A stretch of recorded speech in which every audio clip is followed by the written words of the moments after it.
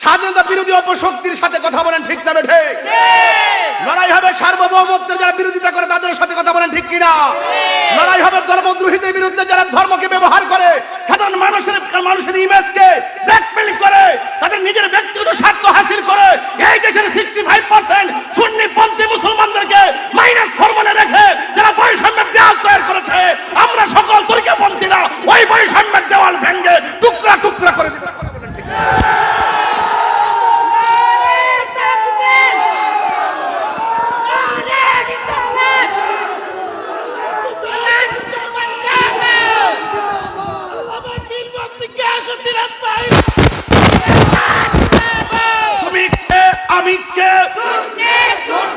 তুমি কে, আমি কে? নীরব না বিপ্লব, বিপ্লব বিপ্লব, নীরব না বিপ্লব, বিপ্লব বিপ্লব। নারায়ে তাকবীর, আল্লাহু আকবার, নারায়ে রিসালাত, ইয়া রাসূলুল্লাহ। রাতে পোখাইলে ডর বয়স খলি বুইলা যায়, দিনে রাইতে তোমার বান্দ কলবে যেন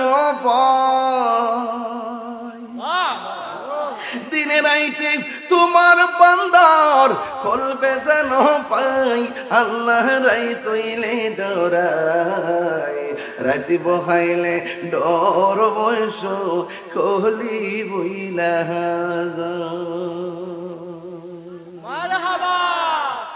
দোয়া কইরা দেই। ওয়াজ করতেইব, ওয়াজ করতেইব, এদের চলে না সারা রাত। তুই তো ইন্ডিয়াতে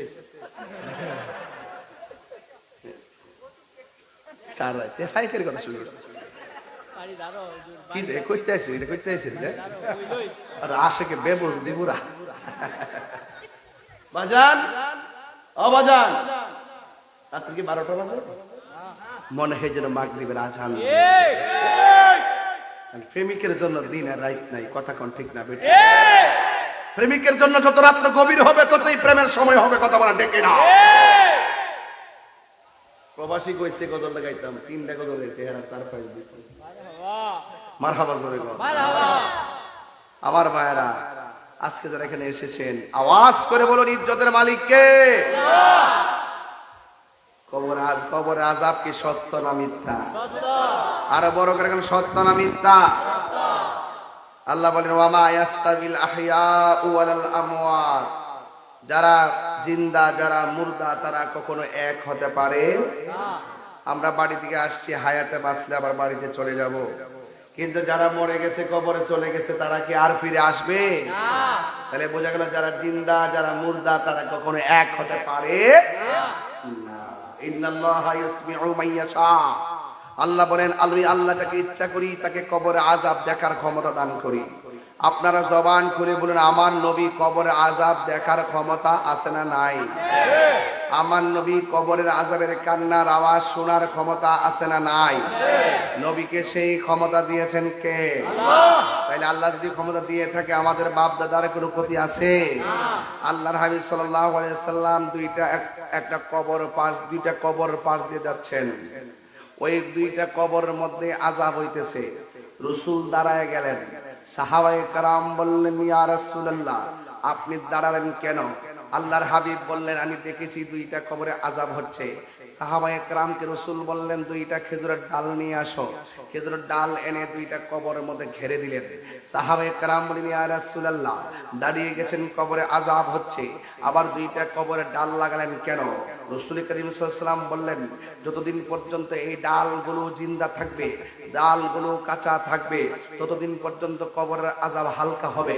প্রশ্ন করি নবী গো, গাছের ডাল কাঁচার সঙ্গে তার কবরের আযাব ক্ষমার সম্পর্ক কি? এই জন্য রাসূল করিম সাল্লাল্লাহু আলাইহি ওয়াসাল্লাম বললেন এই পৃথিবীতে যত গাছগুলো আছে সেই গাছপালাগুলো আল্লাহর জিকির করে, এই জিকিরের উসিলায় তার কবরের আযাব হালকা হয়ে যায়। সুবহানাল্লাহ। তাইলে কবরের মধ্যে ডাল লাগানোর দলিল আছে না নাই? আছে। এক পাশে সূরা ইখলাস, আর এক পাশে সূরা কাফিরুন, আর এক পাশে সূরা ফালাক, আর এক পাশে সূরা নাস। কবরে মাটি দেওয়ার পরে আযান হবে, ঠিক কিনা ঠিক? আযান জায়েজ আছে না নাই? তালকিন জায়েজ আছে না নাই? এইগুলো আমাদের সমাজে এখন নাই। এখন মানুষ অনেক ব্যস্ত হয়ে গেছে, মানুষ এখন ব্যস্ত হয়ে গেছে। জানাজার মাঠে 2 মিনিটের জায়গা 3 মিনিট দেরি হইলে তাড়াতাড়ি জানাজার নামাজ পড়েন। অথচ যে এই ছেলেটা বাপটারে বিদায় দিব, তার কলজাটা খান খান হয়ে যায় এই কথাগুলো যখন বলে, একটাবার কি চিন্তা করছে আমি যে বলতে যাই মিয়া তাড়াতাড়ি নামাজ পড়েন মিয়া দেরি জায়গায় মানুষ দাঁড়া দিচ্ছে রোদের মধ্যে, অথচ যার মাটারে বিদায় দিব এই ছেলে যখন শুনে মানুষ কয় তাকদা নামাজ পড়ে বেলা একটা ধাক্কা মারে, একটা চিল্লাচিল্লি শুরু করে, এই সন্তানটা তখন অনেক ব্যথিত হয়। খবরদার, আজকে যার জানাজা পড়তে আসছেন কালকে আপনি নিজেও লাশ হয়ে আসতে পারেন। বিশ্বাসের কোনো বিশ্বাস আছে? এই জন্য আমার যুবক ভাইয়েরা গো, ও নাজিরপুরের বাবারা, কি ভাষায় ওয়াজ করবো রে বাবা। আমার নবী ডাক দিয়ে সাহাবীরা রে, ও সাহাবীরা শোনো শোনো, আমি নবী 2টা কবরের ডাল লাগাইয়া দিলাম। এই 2টা ডাল যতদিন পর্যন্ত কাঁচা থাকবে ততদিন পর্যন্ত আমার আল্লাহ কবরের আযাবকে হালকা করে দিবেন। এখন প্রশ্ন হলো 3টা। 1 নম্বর আযাব হইতেছে এটা বর্তমান, 2 নম্বর আযাব যতদিন পর্যন্ত গাছের ডাল জিন্দা থাকবে, ততদিন কাঁচা থাকবে, ততদিন কবরে আযাব হবে না, এটা হলো ভবিষ্যৎ। সাহাবায়ে কেরাম ডাক দিয়ে কি নবী গো বর্তমানের খবর দিলেন, ভবিষ্যতের খবর দিলেন, শুনুন। তাইলে আপনি আমারে বলেন না কোন কারণে কবরে আযাব হইতেছি, কোন কারণে কবরে আযাব হইতেছি?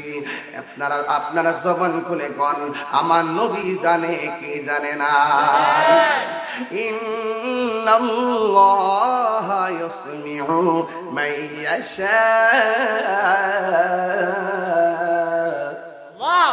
আল্লাহ রাব্বুল আলামিন যারে ইচ্ছা করে কবর আযাব দেখার ক্ষমতা দান করে। এই আমার নাজিরপুরের বাবা, এবার নবীকে ডাক দিয়ে কি ইয়া রাসূলুল্লাহ, নবী গো, ও মায়ার নবীজি, আপনি আমারে বলেন না কোন কারণে আযাব হইতেছি? আল্লাহর হাবিব ডাক দিয়ে কয়, একটা কবরে আযাব হয়, লোকটা পায়খানা করে প্রস্রাব করে পবিত্রতা অর্জন করতো না। আর একটা কবরের মধ্যে আযাব হইতেছে, ওই কবরে মানুষটা বেশি বেশি চুগলখড়ি করত। আপনারা জবান খুলে কোন, আমাদের সমাজের ভিতরে চুগলখোর আছে না না? হ্যাঁ বন্ধু, এখানে প্রশ্ন হলো 3টা। নবী দেখতে যে আযাব চলতেছে এটা হলো বর্তমান, এবং কাঁচা গাছ ডালগুলো যতক্ষণ কাঁচা থাকবে ততক্ষণ পর্যন্ত কবরে আযাব হবে না, এটা হলো ভবিষ্যৎ।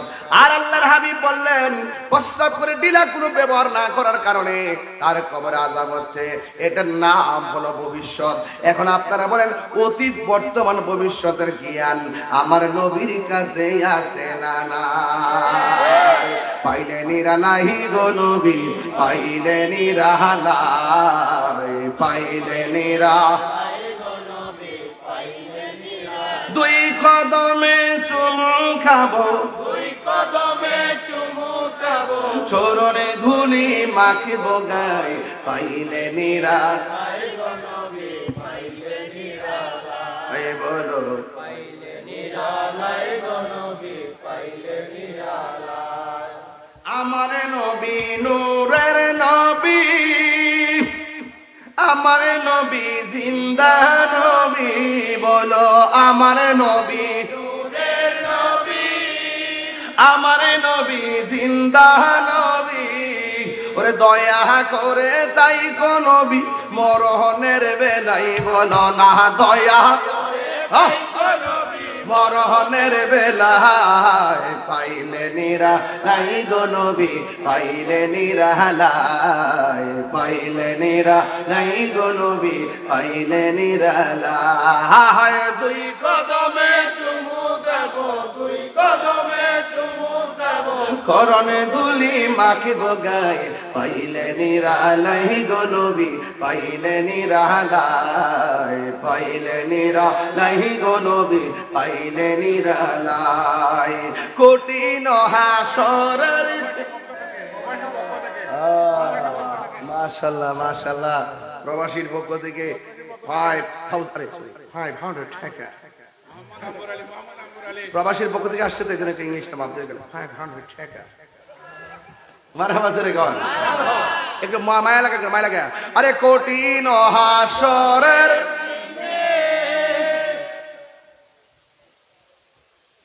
হামজা বল দে হামজা রে এই ওট সুল দেন না কি বড় বড় সুল আমি আমার হবিগঞ্জের আমির হামজা বুঝাই পাগলা ছেলে আমির হামজা হ্যাঁ চুড়ি সোস কি সুন্দর রোসা এটি না এটা ভিসেটটা এই যে ওই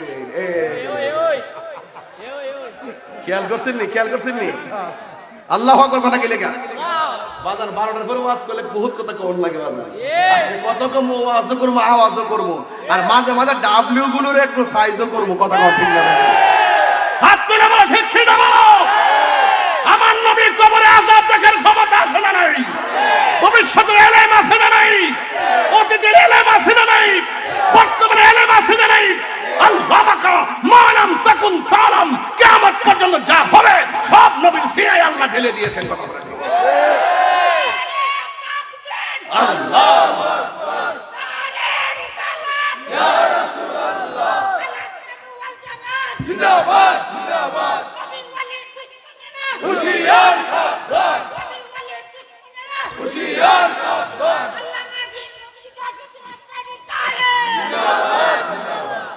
মোহাম্মদ আল্লাহু আকবার আরে কঠিন হাসরের দিনে কে তোরাবে নবী বিনে ওরে দয়া করে থাইকো নবী হাসরের বেলায় বলো না দয়া করে থাইকো নবী হাসরের বেলায় পাইলে নিরালাই গো নবী লাই বলো পাইলে নিরালাই গো নবী পাইলে নিরালাই দুই কদমে চুমকাবো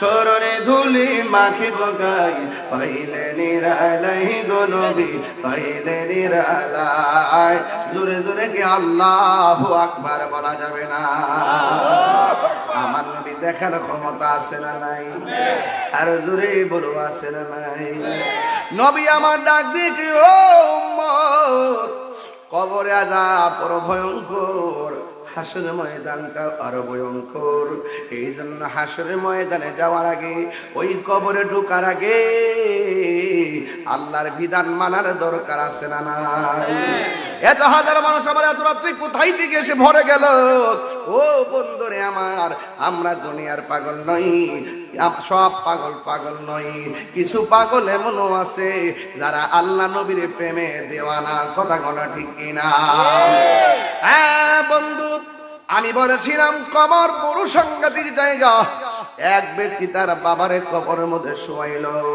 শোয়ানোর পরে কবরের মধ্যে যত মাটি করা হয় সব মাটি কিন্তু কবর দেওয়ার সময় কাজে লাগে না কিছু কিছু মাটি আবার সাইডে উঁচা হইয়া পড়ে থাকে কথা কোন ঠিক কিনা সন্তান দুইটা কষ্ট করে কয় বাবা ভাই রে আমার বাপরে কবর দিলাম কি শিখে রাখতাম এই মাটিতে একদিন মাটির সঙ্গে আবার মিশে যাবি এই মাটি দিয়ে আমরা একটু বাবার কবরের মাটি বাড়িতে নিয়ে যাব এবার কবরের মাটি বাড়ির মধ্যে নিয়ে গেল যেই মাত্র নিয়ে গেছে ওই মুহূর্তে বায়ে বায়ে পরামর্শ করি এই মাটি দিয়ে আমরা একটা মাটির কলস বানাবো এই কলসটার মধ্যে পানি রাখবো যতবার পানি পান করব আত্মার মধ্যে তত বাবা হারানোর ব্যথার সান্ত্বনা ব্যথার যে কষ্ট পানি পান করে সান্ত্বনা খুঁজবো এমন ভাবে একটা কুমার দিয়ে পাতিল বানাইলো একটা মাটির কলস বানাইলো ও বন্ধু বাবার স্মৃতি ধরে রাখার জন্য যখন কলস বানাইলেন ওই মুহূর্তে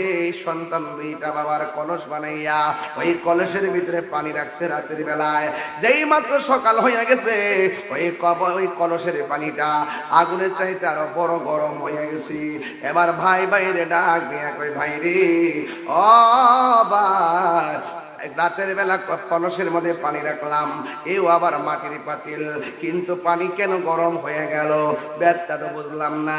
আবার দিনের বেলা পানি রাখছে, ওই দিনের বেলা পানি রাখার পর আবার পানিটা গরম হয়ে গেল। এবার তারা একবার, দুইবার, তিনবার, চারবার, পাঁচবার, ছয়বার এমন ভাবে ট্রাই করার পর আল্লাহর বন্ধুর কাছে চলে গেল। তাইয়া ডাক দিয়া বলে, আল্লাহর বন্ধু গো,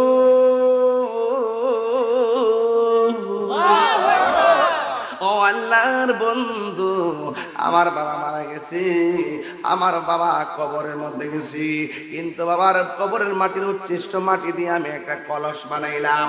এই কলসটা বানানোর পর রাতের বেলা কলসের ভিতরে পানি রেখেছি, জ্বর নাই, বাতলা নাই, আবার সূর্য নাই, আগুন নাই, বিনা তাপের মাধ্যমেও কলসের পানি গরম হয়ে গেছে। এই ব্যাটটা তো বুঝলাম না।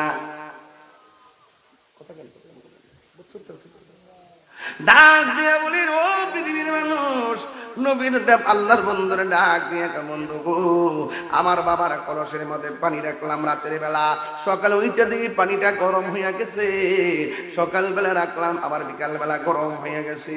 যা কেউ জানে না, আমার আল্লাহর হাবিব জানার ক্ষমতা আছে না? না। আল্লাহর হাবিব বলেন, আমি নবী যাহা জানি তোমরা তা জানো না, আমি নবী যাহা দেখি তোমরা তা দেখো না। আমার নবী সামনে যেমন দেখে পিছনেও দেখার ক্ষমতা আছে না নাই? এই আওয়াজে মানি না, জোরে বলো আছে না নাই? যুবকের দল, আল্লাহর বন্ধু ডাক দিয়ে কয়, সন্তানেরা, তোমার বাবারে কবর দিয়াইছো, তোমার বাবার কবরের মাটি দিয়া তোমরা কলস বানাইছো, কিন্তু তোমরা জানোনি তোমার বাবা কবরে কেমন অবস্থা আছে? আপনারা জবান খুলে বলুন, আমার নবী জানার ক্ষমতা আছে না? না। আমার নবী ডাক দিয়া কয়, তোমার বাবার যে কবরের মধ্যে ঢুকাইছো, ঢুকানোর পরে এই কবরের মধ্যে জাহান্নামের আগুন দাউ দাউ করে শুরু হয়ে গেছে, আর তোমরা সন্তানরা দুনিয়ার পাল্লায় যে এবারে মজেছো, তোমার বাবার কবরের মাটির উচ্ছিষ্ট মাটি দিয়া কলস বানাইছো, ওই আয়াতে ওই কবরের তাপে আযাবের তাপের একটি অংশ আমার আল্লাহ তোমাদের করের ভিতরে, কলসের ভিতরে প্রতিবিম্ব করে দিয়েছেন। বান্দারা, এখনো সময় আছে, কবরে গেলে একা হয়ে যায় গো, দুনিয়ার কোন স্মৃতি তার কবরের আযাব ফিরাইতে পারে না। এই জন্য যুবক ভাইয়েরা আমার নবী কবরের আযাব দেখার ক্ষমতা আছে না নাই? আল্লাহ রাব্বুল আলামিন বলেন, ইন্নাল্লাহা ইউসমিউ মান ইয়াশা,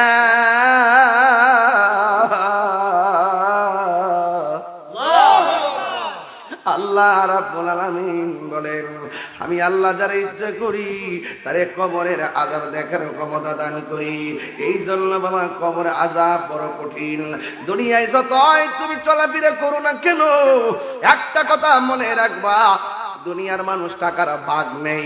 আজকে আপনি মইরা দেখেন, আপনি যে সুদের টাকা ব্যাংকে রেখে গেছেন, ব্যাংকের মধ্যে টাকা জমাইছেন ভবিষ্যতের লাইগা, অথচ আপনি 3 বেলা ভাত খান, 50 লাখ টাকা ব্যাংকে পড়ে আছে, অথচ আপনি ব্যাংকের টাকা জমাইছেন কেন? সন্তানকে মানুষ করার জন্য।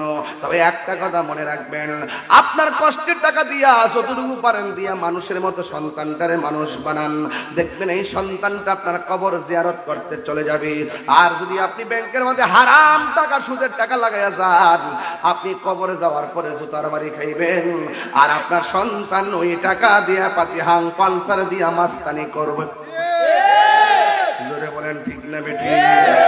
এই জন্য আমরা কি হারাম খাবো? এই জন্য যুবক, যতই তুমি সাধু বেজে চলো না কেন, একদিন তোমাকে কবরে যাওয়াই লাগবে। এক ব্যক্তি, তার মুখের মধ্যে দাড়ির অভাব নাই, 2 নম্বর মাথার মধ্যে টুপি আছে, গায়ের মধ্যে পাঞ্জাবি আছে, আবার 5 ওয়াক্ত নামাজও পড়ে। এই লোকটা বড় আমলওয়ালা।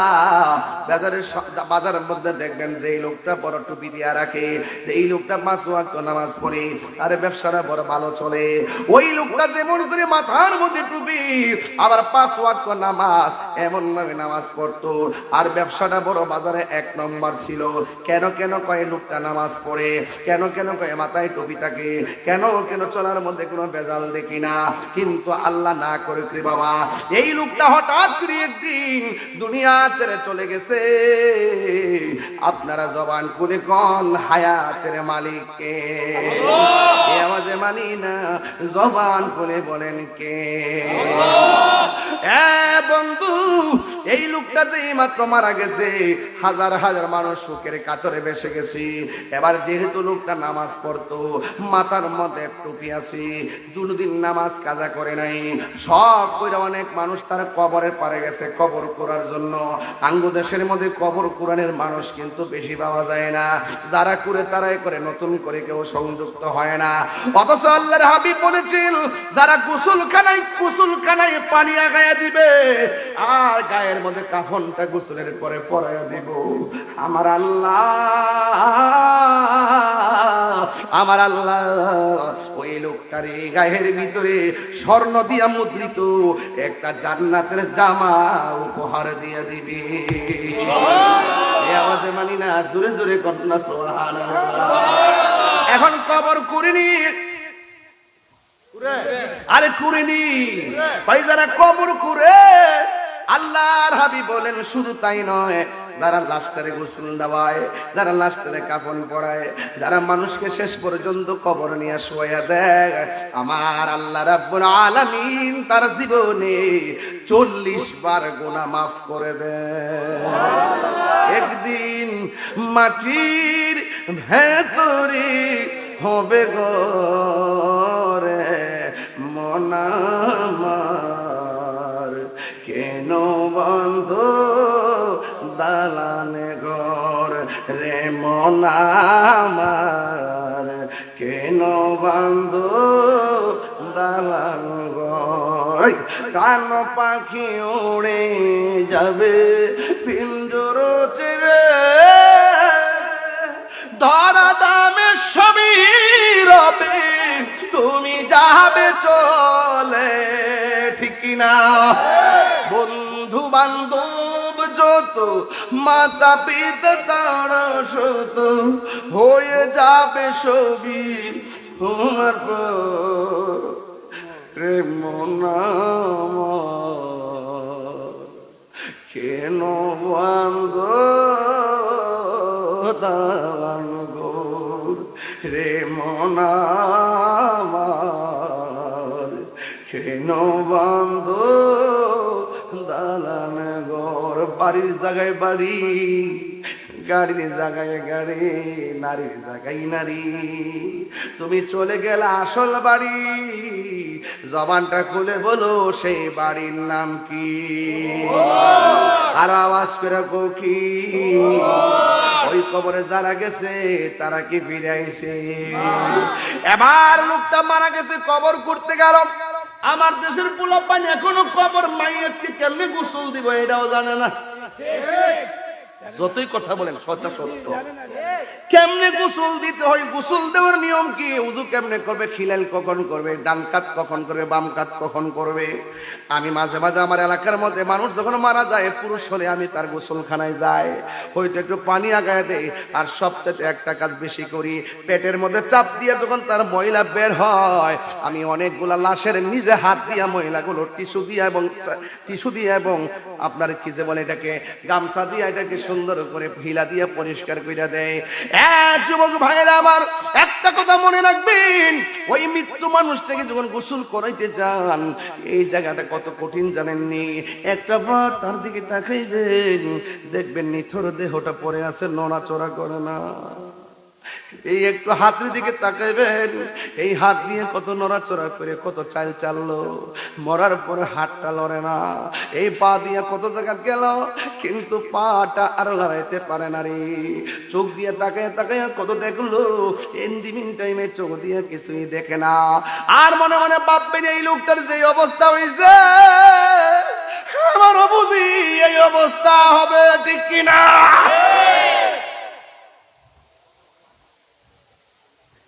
আমার বাবা বিদায়ের সময় যেই আনুষ্ঠানিকতা হয়েছে, একদিন আমার মরণের পরে আনুষ্ঠানিকতাই হবে, সাজিয়ে গুজিয়ে দে মোরে সজনী তোরা, সাজিয়ে গুজিয়ে দে মোরে। বাপের কথা খেয়াল করেন না আব্বা, ও বাবা দাদার কথা খেয়াল করেন, বেশি লম্বা করতাম না, একটু কন। সাজিয়ে গুজিয়ে দে মোরে সজনী তোরা, সাজিয়ে গুজিয়ে দে মোরে।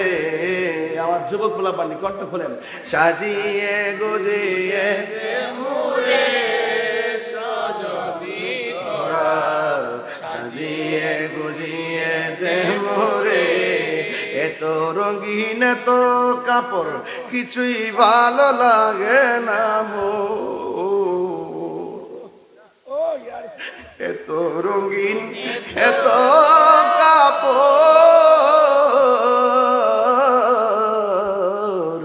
এত রঙিন এত কাপড় কিছুই ভালো লাগে না মোর।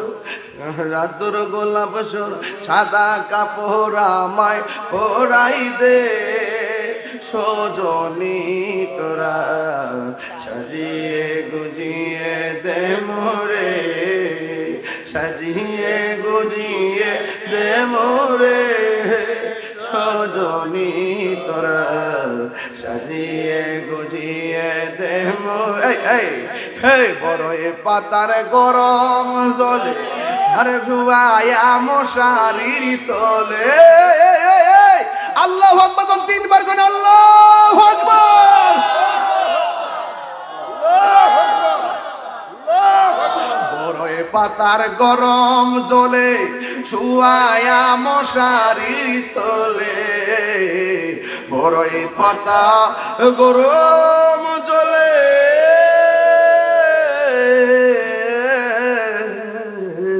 বড়ই পাতা গরম জলে শুয়ায়া মশারির তলে, আরে আতর গোলাপ সুরমা লাগাই দে সজনী তোরা, সাজিয়ে গুজিয়ে দে মোরে, সাজিয়ে গুজিয়ে দে মোরে সজনী তোরা, সাজিয়ে গুজিয়ে দে মোরে। লইল হাতর লোবান কেহ লইল জল, কেহ লইল বড়ই পাতার কান্দা বক ভাষাই রে, মনা যায় যাই রে কান্দে হাই হাই রে। আমার বাপ রে, আমার বাপ তারে কান্দে বিরাজ হয়ে গেছে, 6টা বছর হয়ে গেছে বাপটা কোমরের ভিতরে পড়ে আছে। কত শত বছর হইল, কত মানুষ কবরে, যখন আমার শীতের কথা মনে হয়ে গেছে বাপটা একলা একটা ওই ঘরটার কেমনে পড়ে রয়েছে। নানাটারে বিদায় দিলাম কয়টা বছর হয়ে গেল, নানিরে বিদায় দিলাম কয়টা বছর হয়ে গেল। কেহ লইল হাতর লোবান কেহ লইল জল, কেহ লইল বড়ই পাতা কান্দে বুক বাসায় রে, মনা যায় যায় রে কান্দে হাই হাই রে।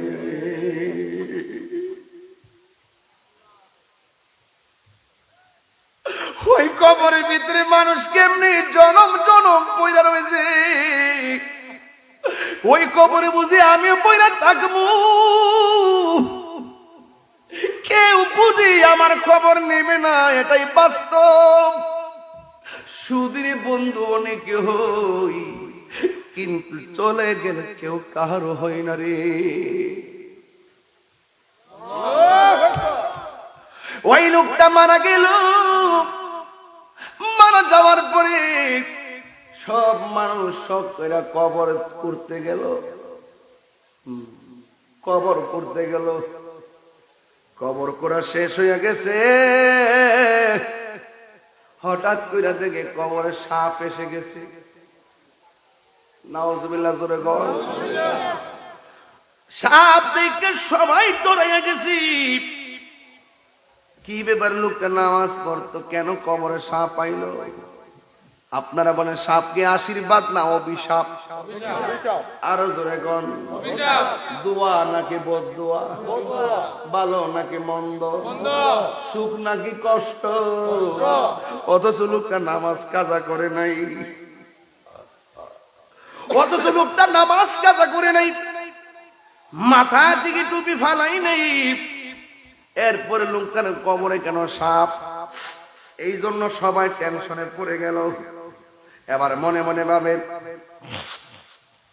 লাশটা যদি এমন ভাবে রাখি তাইলে তো লাশ পচে ফুলে যাবে। আবার আরেকটা কবর করতে নেমে যাও। আর একটা কবর করলো। কবর করার পরে কবর করা শেষ হয়ে গেছে। এরপরে কবরে দেখলেন সাপ এসে গেছে। এবার তার মনে মনে একটা কবর করতে অনেক কষ্ট লাগে, লাগেনি? অনেকগুলো মাটি করে না, অনেক মাটি করতে হয় কবর। এরপরে তারা মনে মনে ভাবলো, দুইবার কবর করেছি, দুইবার কবরের মধ্যে সাপ দেখলাম, তৃতীয়বারের মাথায় আর কবর করব না, সোজা আল্লাহর বন্ধুর কাছে চলে যাও। যাই ডাক দেখে, বন্ধু গো আমার, লোকটা বড় আবেদ ছিল, সালেহ ছিল, কিন্তু কোনদিন তার মিথ্যা বলতে শুনি নাই, কোনদিন তার নামাজ কাজা করতে দেখি নাই। আমরা তাবাররুকান বরকতের জন্য তাখাসসুস কবরটা করতে গেলাম, কিন্তু করতে যাইয়া প্রথম কবর করতে অর্ধেক গেলাম, কবরের ভিতরে সাপ এসে গেছে, কোথায় থেকে জানি না, আমরা লাফ মাইরা কবর থেকে উঠে গেছি। এরপর আরেকটা মায়া কইরা আরেকটা কবর করলাম, কবর করা শেষ হয়ে গেছে। এরপরে দেখলাম লাস্টে আমরা চলে আসব, ওই মুহূর্তে দেখলাম কবরের ভিতরে সাপ এসে গেছে। ও আল্লাহর বন্ধু, বন্ধু গো, এখন আমরা কি করব? আল্লাহর বন্ধু ডাক দিয়ে, শোনো না, তোমরা তৃতীয়বার আর একটা কবর করবা, কবর করার পরে সাপ দেখলেও ওই কবরে তারা দাফন করবা, না দেখলেও এই কবরেই দাফন করবা। এই কথা বলার পরে তারা কবর করা শুরু করলো। কবর অর্ধেক কোনো সাপ নাই, কবর যখন ফুল পুড়লেন এরপরে কোনো সাপ নাই, এরা বাড়িতে চলে গেছে, সাপ নাই, জানাজার নামাজ হয়ে গেছে, সাপ নাই। এরপরে লাশটাকে কান্দের মধ্যে কইরা গুরুস্থানের মধ্যে যখন নিয়ে আইব, নিয়ে আইনোর সময় হঠাৎ করে লাশটারে কবরে নামাইব, তাকে দেখতেছেন বিরা পাইন্দা দুইটা সাপ কবরের মধ্যে ফনা তিলা দাঁড়ায় রয়েছে। এরপরে কেউ কবরে নামে নাই। আল্লাহর বন্ধু বলছে, সাপ থাকলে সাপ সহকারে দাফন করবা। এবার লাশটারে ধাক্কা মেরে কবরে ফেলাইয়া এরপরে উপর দিকে দিয়া ছাড়ি দিয়া বাড়ি দিয়া সুন্দর করে তারা সবাই চলে গেছে। ওই দিন আমি দেখলাম মানুষ কত নির্লজ্জ হয়ে গেছে। ওই দিন দেখলাম কবর করছে, কবরের মধ্যে একটা মানুষকে কাফন দিয়া শুয়াইছে, শুয়াইয়া তারা কবরের মধ্যে সাপ, বাগদা থেকে সাপ আনছে, যেই সাপগুলার দাঁত থাকে না, বিষ থাকে না, ওই সাপগুলা কবর মধ্যে ফালাইয়া ফালাইয়া উপরে বিডু দিয়া দিয়া কবরের আযাব, কবরের সিনারে দিয়ে বিডু করতেছে। আরে যারা এমন ভাবে কাজ করতেছো, একদিন মনে করবা নিজে এই সম্মুখীন হইয়া যাইবা। এমন কাজ কইরো না যে এই কাজ করলে আমার আল্লাহ বেজার হয়ে যাবে। কথা বলে না, ঠিক কিনা? এবার সবাই কবরের মধ্যে নামাইয়া সবাই যখন বাড়ি করে গেল, দোকানপাটে আওয়াজ উঠে গেল, এই লোকটা 5 ওয়াক্ত নামাজ পড়তো, এই লোকটা সুন্দর করে রোজা রাখতো, এই লোকটা কোনোদিন মিথ্যা বলে নাই, এই লোকটা কোনোদিন টাকা কাপড় টুপি কইলা রাস্তায় হাঁটে নাই, অথচ লোকটারে কবর দেওয়ার পরে কেন সাপ এসে গেছে। মানুষ তখন ডানে বামে কথা বলা শুরু হয়ে গেল। ওই মুহূর্তে একজন ডাক দিয়ে কই, আমরা সবাই শুনেছি, আমরা সবাই শুনেছি এবং সবাই দেখেছি লোকটা নামাজ পড়তো, লোকটা রোজা রাখতো, লোকটা মাথায় টুপি রাখতো। এখন আমরা তো জানি না তার ঘরের খবর কি। সবাই চলো না, আমরা যদিও তারে ভালো দেখেছি, আমরা তার বাড়ির মধ্যে তার স্ত্রীকে বলবো, তোমার স্বামী মানুষ হিসেবে কেমন ছিল, এমন কোনো ত্রুটি আসেনি যে এই ত্রুটির কারণে কবরের ভিতরে দেওয়ার আগে সাপ এসেছে। এবার এই কথা চিন্তা ভাবনা কইরা দলবল নিয়ে স্ত্রীর কাছে গেল। হাদিস শরীফের মধ্যে আছে, স্ত্রী যদি মারা যায় স্বামী যদি বলে আমার স্বামীটা স্ত্রীটা বড় ভালো ছিল, আমার আল্লাহ স্ত্রীটাকে জান্নাত দিয়ে দেয়। অথবা স্বামী যদি স্ত্রী যদি মারা যায়, স্বামী যদি ডাক দিয়ে কয় আল্লাহ ও জগৎবাসী, আমার স্ত্রীর কাছে আমি সন্তুষ্ট ছিলাম, আমি বড় ভালো ছিলাম, এই কথা যেই মাত্র বলল রে বাবা, তখন আমার আল্লাহ রাব্বুল আলামিন স্ত্রীটাকে জান্নাত দিয়ে দেয়। এই মর্মে তারা সবাই গেল স্ত্রীর কাছে, যাইয়া ডাক দিয়ে কই ও তুমি বলো না গো বোন, তোমার স্বামীরা আমরা প্রথম কবর করলাম, কবর কইরা শেষ করতে পারি নাই, সাপ এসে গেছে। আমরা দ্বিতীয় কবর করলাম, সাপ দেখি নাই, দেওয়ার টাইমে তখন কি হয়ে গেছে, দেওয়ার টাইমে কবরে সাপ এসে গেছে। এবার তিনবার আল্লাহর বন্ধু বলেছেন সাপ থাকলো দাফন করতাম, না থাকলো দাফন করতাম, তুমি তো তার স্ত্রী, তোমার সঙ্গে সংসার করেছি, তুমি বলো না তোমার স্বামী এমন কোনো কাজ করছিনি যে এই কাজের কারণে কবর দেওয়ার আগে সাপ এসে গেছে। চিৎকার মাইনা কি আল্লাহু আকবার বলা যাবে না? সঙ্গে মনটা কুইলা কুইলা কোন হারিয়ে যাব একদিন আমি রবনায় চিরদিন বলো হারিয়ে যাব একদিন আমি রবনায় ভুবন চিরদিন।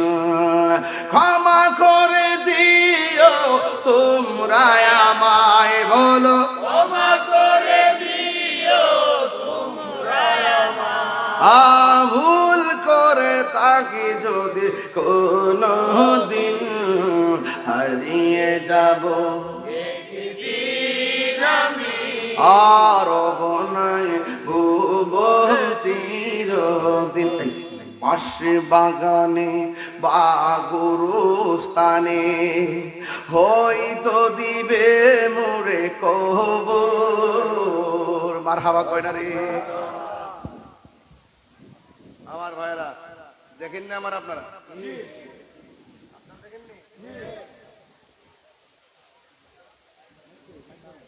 লাশটা যখন দাঁড়া তখন ঠিক আছে সম্মানিত মুসলমান একরাম উপস্থিত মাইয়ে আমার ভাই লাগে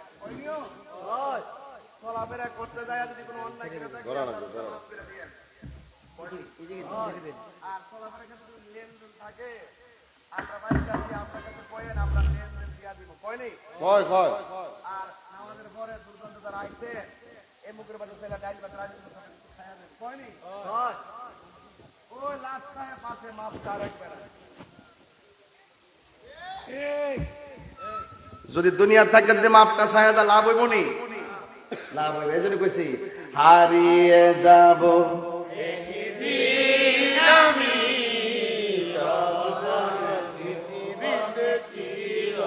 ক্ষমা করে দিও তোমরা আমায়, বলো ক্ষমা করে দিও তোমরা আমায়, ভুল করে থাকি যদি কোনো দিন হারিয়ে যাব একদিন আমি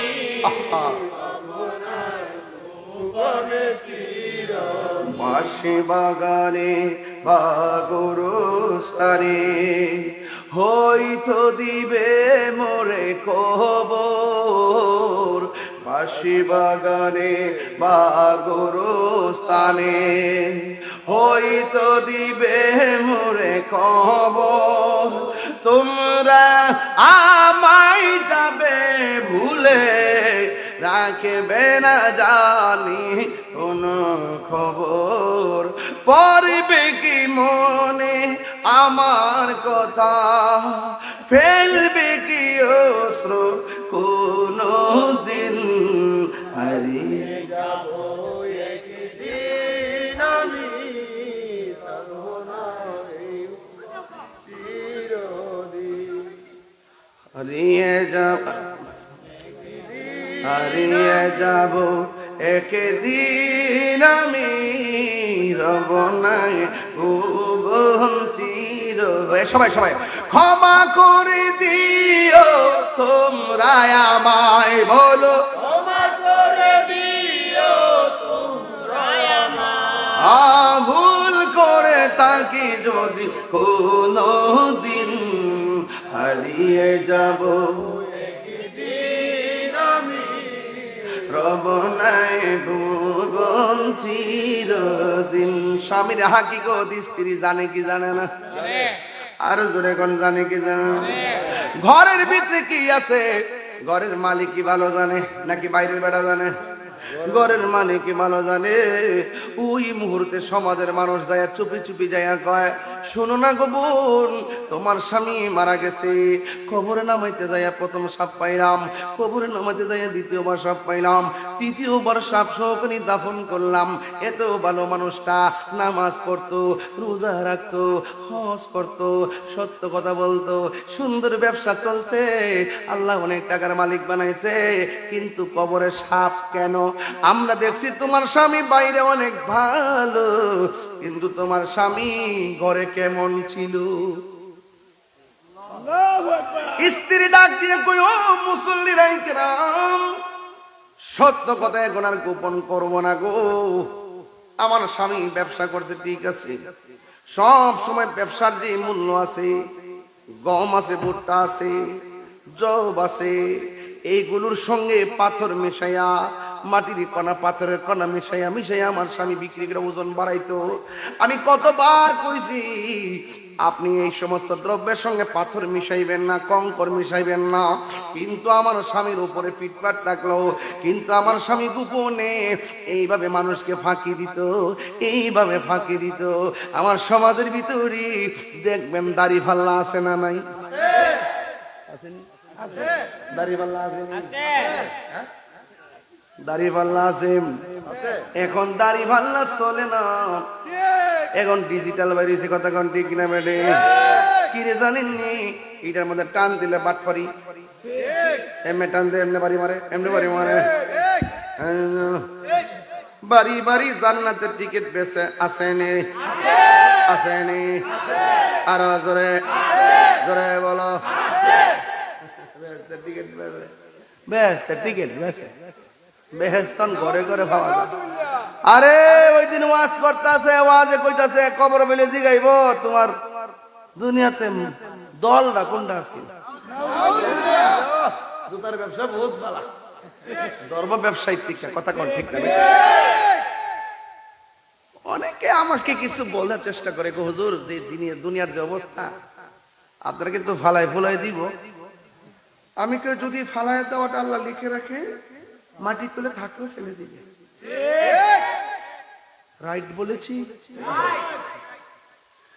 ওই দিন দেখছে না ওয়াজ করতেছে এক বক্তা, ওয়াজ করতেছে, আয়াত করতেছে, হঠাৎ করে এরকম করে শুনে এখানে মারা গেছে। সে ঘর থেকে তো উঠতে এসে ওয়াজ করবো, ইচ্ছে যে মারা গেছে। কেউ তোর কথা বলে, কেউ তোর বাঁচাতে পারছে? বাঁচাতে পারবো না। মাটি চলে গেলে পারবো না। মহিলার টিম পাঠাইছে বাড়ি বাড়ি, যায় হাসর মাঠে জিগাইব, হাসর মাঠে জিগাইব তোমার প্রতীকটা কি আছে? আমি এজন্য এটা দেখতে পারি না ভাই। লেভেলটা ইসলাম হয়, কিন্তু ভিতরে সব মুনাফিকি, কথা কর ঠিক না বেঠিক?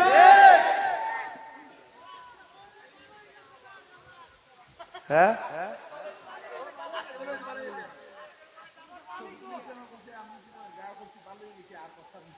এটা তো বুঝালো, সামনে আরো বেশি করবো, এটা বোর্ডের লেগে গেছে আর কি। সব বুঝেন, এটা বুঝেন না আপনারা?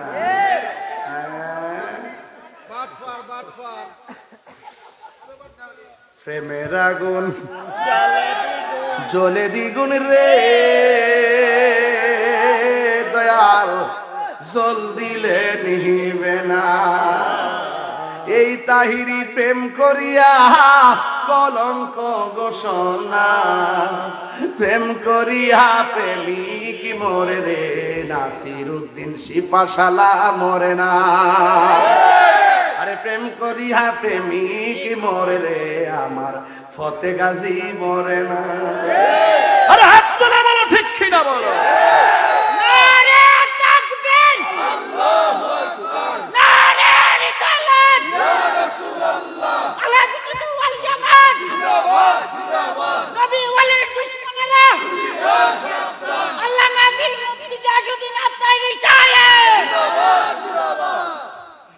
বাবা যান স্টেজে বসছি 1 ঘন্টা হয়েছে। কয় ঘন্টা? আমার যে 1 ঘন্টা হয়েছে টের পাইছেন আপনারা? প্রেমের সময় কি টের পাওয়া যায়? 1 ঘন্টার ভিতরে কতলা কথা কইছি হিসাব আছে? আমি কি শুরুতে গল্প করছি?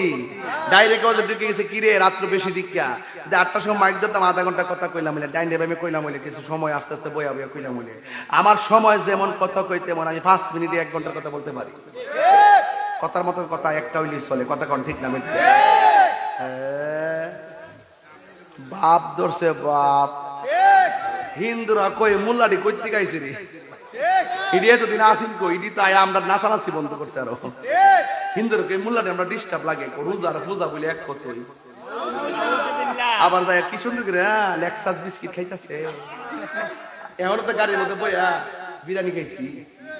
ওই আমার স্নেহাস্পদ আমার খুব অন্তরঙ্গ জয়নাল কইতাছে এর লাগে তো ডাব্লিউডি লাগে রে, আমরা গাড়িতে বিরিয়ানি খাইতেছি হেরা তো চুলকানি হইবই।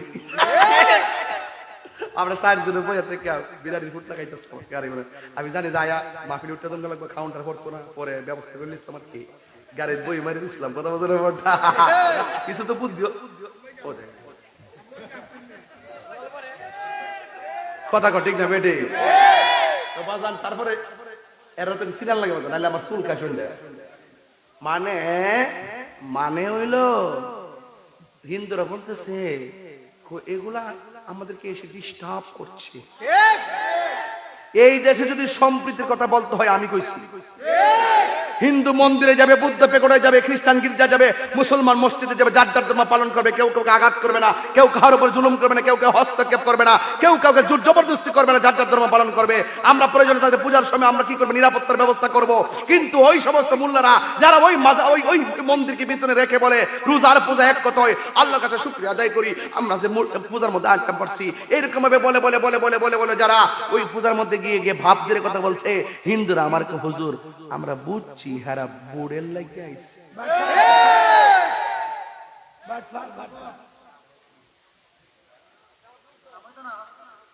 গাওয়াজ ভাই আছেন আজকে?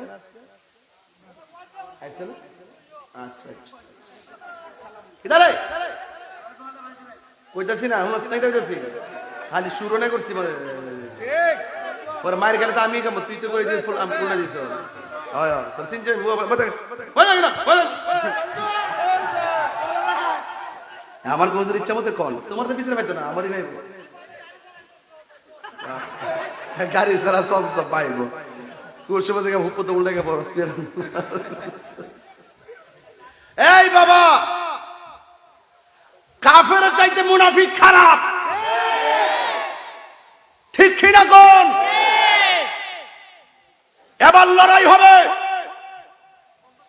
স্বাধীনতা বিরোধী অপশক্তির সাথে কথা বলেন ঠিক না বেঠে লড়াই হবে সার্বভৌমত্বের যারা বিরোধিতা করে তাদের সাথে কথা বলেন ঠিক কিনা লড়াই হবে ধর্মদ্রোহীদের বিরুদ্ধে যারা ধর্মকে ব্যবহার করে সাধারণ মানুষের ইমেজকে ব্ল্যাকমেইল করে তাদের নিজের ব্যক্তিগত স্বার্থ হাসিল করে এই দেশের 65% সুন্নি পন্থী মুসলমানদেরকে মাইনাস ফরমানে রেখে যারা বৈষম্যের দেওয়াল তৈরি করেছে আমরা সকল তরিকাপন্থীরা ওই বৈষম্যের দেওয়াল ভেঙে টুকরা টুকরা করে দিতে বলেন ঠিক না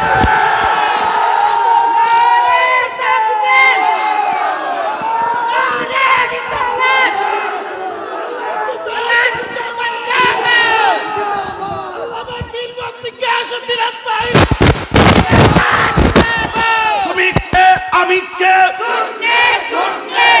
কে আমি কে নীরব না বিপ্লব বিপ্লব বিপ্লব নীরব না বিপ্লব বিপ্লব বিপ্লব নারায়ে তাকবীর আল্লাহু আকবার নারায়ে রিসালাত ইয়া রাসূলুল্লাহ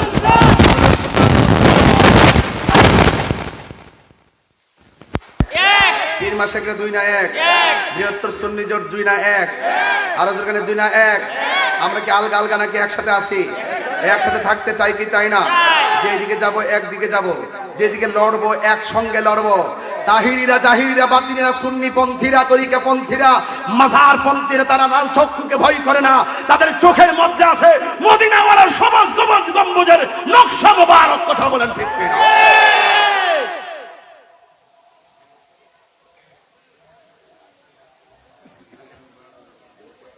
আমার ভাইয়েরা রাগ করছেন আমার সাথে? একটা লোক এই মুহূর্তে হাত তুলবেন। হুজুর, যদি কোনো মুরব্বী উঠা যায় ছেড়ে দিবেন, যদি কোনো পোলাপান ওড়ে কান্দা ধরবেন।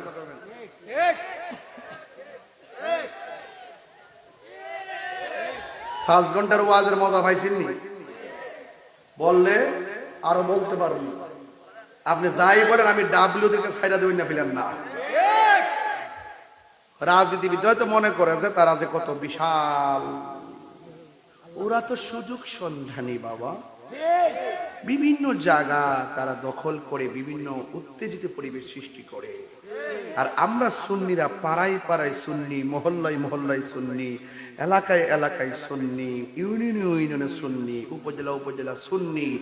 আজকে সুন্নিরা যদি এক থাকে, কোনো বাপের শক্তি নাই, সন্তানের শক্তি নাই আমাদের।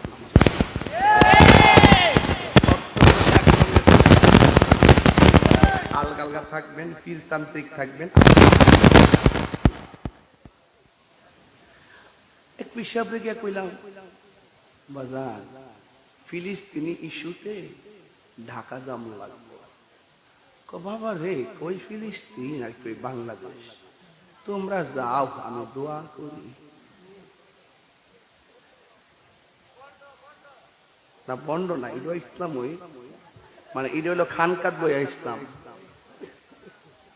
তো ফিলিস্তিনি ইস্যুতে মাঠে যেতে হবে, ইসরায়েলের আগ্রাসনের বিরুদ্ধে জিহাদ করতে হবে। ইসলাম কখনো খানকার নাম, কখনো হলো রাজপথে তলোয়ার নিয়ে ময়দানে অপশক্তির বিরুদ্ধে জিহাদ করার নাম।